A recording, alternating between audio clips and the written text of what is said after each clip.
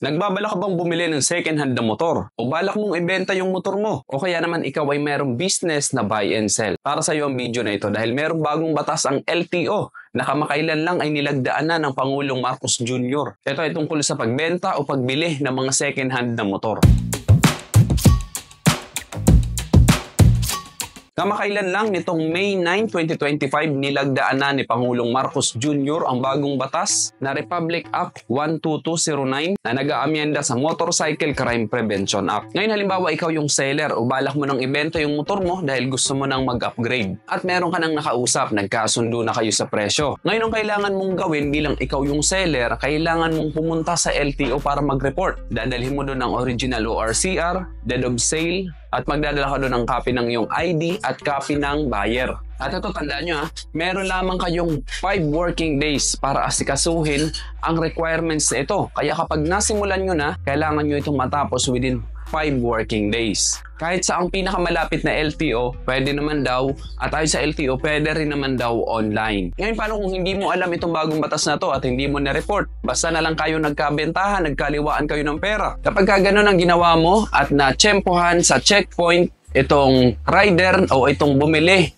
ng motor mo, nakita doon na sa iyo pa rin nakapangalan yung ORCR, dito ay magkakamulta yung rider na bumili ng motor mo ng 5,000 pesos. At hindi lang si rider, pati ikaw na nagbenta, magkakaroon ka ng multa ng 5,000 pesos. So pareho kayong maabala, pareho kayong mapapagastos. Ngayon halimbawa ikaw naman yung buyer o ikaw yung bibili ng second hand na motor. Meron ka naman ngayon 20 working days para asikasuhin ang transfer of ownership ng binili mong motorsiklong second hand. At syempre kailangan mong magpunta sa HPG para magkaroon ng clearance. At halimbawa okay na i-submit mo na lahat ng requirements bilang isang buyer nitong binili mong second hand na motor. Magkakaroon ka na ngayon ng ORCR within 2 working days from LTO. So sa'yo na talaga nakapangalan itong binili mong second hand na motor. At itong bagong batas sa Republic Act 12209, wala pa ditong nakasaad kung ito ba ay retroactive. Ibig sabihin ng retroactive kapag bumili ka ng motor nitong mga nakaraang buwan o nakaraang taon or matagal mo nang binili yung second hand na motor mo, ay kailangan mo pa rin sumunod dito sa bagong batas na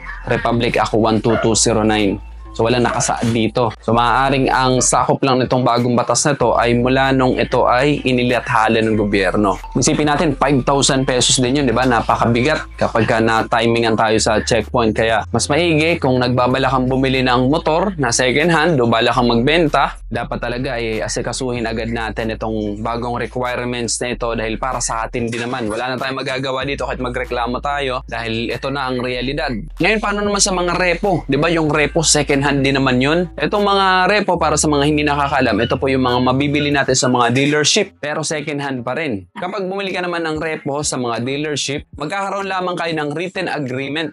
Ito pansamantala yung ORCR ay nakapangalan sa dealership, hindi sa dating may-ari. Halimbawa, motor trade. Nakapangalan sa motor trade yung ORCR. Pansamantala lang yun hanggat hindi mo pa na fully paid itong binili mong second hand na motor na repo sa dealership. Ngayon, halimbawa, bumili ka ng repo sa dealership. Nakapangalan pa rin sa dating may-ari at na-timing ka sa checkpoint. Ngayon, mamumultahan ka ng 5,000 pesos. Ganon din yung dealership. So, pareho kayong magkakaroon mo ng multa na 5,000 pesos.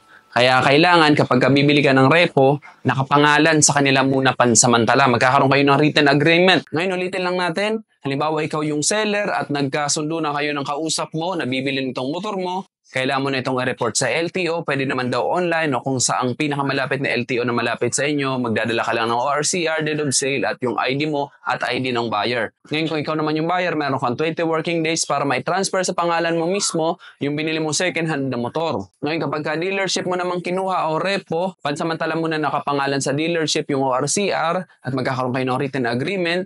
At kapag hindi tayo sumunod sa batas na ito, magkakaroon tayo ng multa na 5,000 pesos. Ganon din yung pinagbilhan natin ng second hand na motor at sa dealership. So yun lang guys, sana nakatulong sa inyo itong video to tungkol dito sa bagong batas na Republic Act 12209. Importante na alam natin itong bagong batas na to dahil sakit sa ulo to. Kung ikaw man yung seller o ikaw yung buyer, masakit sa ulo to. Dahil 5,000 pesos ay malaking halaga din yun.